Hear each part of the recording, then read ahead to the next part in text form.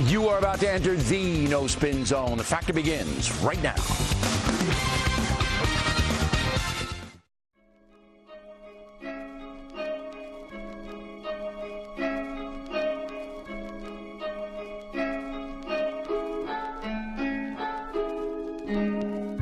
Fox News is a Rupert Murdoch-owned corporation that has drawn ire for its apparently biased coverage of current events and its blatant attempts to proliferate right-wing propaganda. This is displayed by Fox News being ostracized by many political commentators, including Jon Stewart and satirist Stephen Colbert. However, despite its negative image, Fox News is still the most trusted news source on cable television. What I want to know is, how can this corporation stay relevant despite its overwhelmingly negative image? What strategies are employed to secure a loyal audience? First come the subconscious visual strategies. Here we have the set of Hannity, one of the most blatant and polarizing shows on the entire network. The strategy here is obvious. An American flag perpetually waves under Hannity's desk, and the flagrant red, white, and blue color scheme pervades the entire set. Before anything is even said, the audience is already surrounded by what Fox News would like you to think is American. The audience is already making visual associations of Fox News with America before the actual propagandizing begins. Most of the real work, however, is accomplished by the anchors. Watch here as Bill O'Reilly spins the issue of race inequality in America. Criminal verdict or design effective public policy that solves present problems by dwelling on the sins of the past. Talking Points believes the president was correct in addressing the race issue and framing it with the Martin case. He's the leader of America, and the country's talking about this.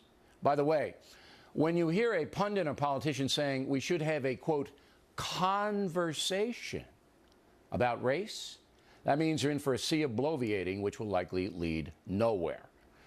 The sad truth is that from the president on down, our leadership has no clue at all about how to solve problems within the black community, and many are frightened to even broach the issue.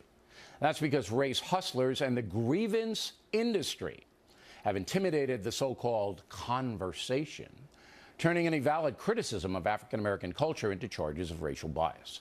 So many in power simply walk away, leaving millions of law-abiding African Americans to pretty much fend for themselves in violent neighborhoods. You want racism? That's racism. Thus, it is time for some straight talk. And I hope the president is listening tonight, because we need him to lead on this issue. So here it is. The reason there is so much violence and chaos in the black precincts is the disintegration of the African American family. So, O'Reilly claims that there is so much violence amongst African Americans because of the disintegration of the African American family. How does he know? In fact, how does he know most of the stuff he says in this segment? The majority of it is speculation and opinion. Something like this is exactly what O'Reilly's target audience wants to hear. Of course, a 70-year-old Caucasian audience member would believe that it's the lack of family that causes so many homicides. That's the traditional viewpoint. O'Reilly fails to bring up institutionalized racism, de facto segregation, or any other relevant issues. He offers a quick, seemingly flawless explanation that will appeal to his target audience and makes him look like an expert and a figure of authority. In a society that lacks dependable, hard-nosed nightly news anchors such as Tom Brokaw and Peter Jennings, O'Reilly attempts to fill that hole by advising his older audience of how it really is. That is where O'Reilly's popularity comes from. He provides a traditional, but also manipulated explanation of current events. To the conservative elderly, he comes off as an expert. To a clueless audience member, O'Reilly is the man with all the answers. One of O'Reilly's most prominent colleagues is Sean Hannity, host of the eponymous show Hannity. Watch here as he unleashes his own coercive strategies on some guests of the program. You're kind of forgetting the fact that this is a decision the president made. That's the evidence isn't a concern. For me. When's the last time you worked a job that pays you money? People. What would you ask for if you were president? I would in no way, shape, or form put American troops into that mess, because I do not want American troops fighting alongside Iranian troops. Airstrikes?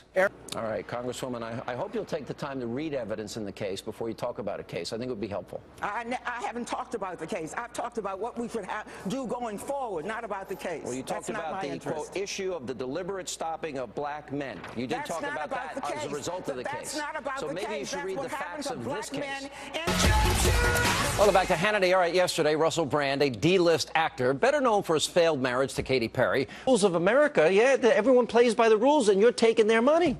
3,000 rockets, Russell, fired into Israel. 2/3 of the Israeli population in bunkers in just the last month. Now, Russell, if you're watching, and I'm sure you will, take a close look at your TV, because I need to educate you, because you're kind of dumb and ignorant. You want to insult people. You want to attack them. You want to, stick them in the ribs on their holiday. And you just want to be rude and narcissistic and mean. Why? You are too full of yourself to believe that people care. Hannity is authoritative like O'Reilly, but he is much more confrontational. Whereas O'Reilly informs viewers on morality and his own opinions, Hannity is militant and angry, unleashes a firestorm of loaded questions and moral judgment on his guests, and attacks anyone he disagrees with. His style is controversial, but generates buzz and inspires the audience. Hannity's aggressiveness is emulated by other primetime hosts such as Megyn Kelly, who is known for displaying cases of Islamophobia. And while most people may disagree with Hannity's brutal interviewing techniques, loyal viewers will see it as much needed intervention. Hannity is performing the audience's desire to act on issues they feel strongly about. His vicious treatment of guests serves to reassure dominance of opinion and reassure the dominance of right-wing conservatism. Hannity is an ideological soldier for Fox News. This attitude is magnetic for people who share the same views. A normal interview turns into a spectacle, something the audience can get excited about and marshal around. Ultimately, Fox News is a ticking time bomb. With an average viewer age near 70, the network is fading quickly. The station is irrelevant for many people in the vital 18 to 25 demographic, who take their viewership to more edgy news outlets such as Vice News. However, pundits such as Bill O'Reilly and Sean Hannity communicate well to the older generation. These people may be clamoring for traditional values and staunch conservatism, or at least a news outlet that can frame the news in a way that relates to them. Fox News provides this and more. Not only do they advocate viewpoints amenable to an older audience, they act against people that are perceived as violators of these same viewpoints. Fox News is notoriously confrontational, and thus generates significant buzz amongst other media outlets. Often criticized for its informality and unprofessionalism, the network rarely seems to lose popularity despite all of the scrutiny. This is because Fox News has become a manufacturer of morals for an entire audience.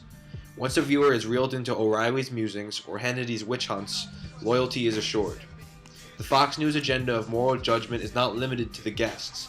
The audience feels the pressure of the anchor's disapproval and will at least reconsider their own behavior.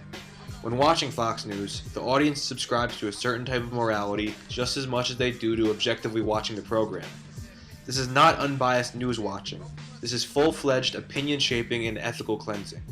But these techniques are lost on the younger generation. With modernity and advanced technology comes greater awareness, which allows for resistance to propaganda. When Fox News' target demographic begins to die and is supplanted by the younger generation, they will have to look for newer, more relevant strategies for maintaining an audience.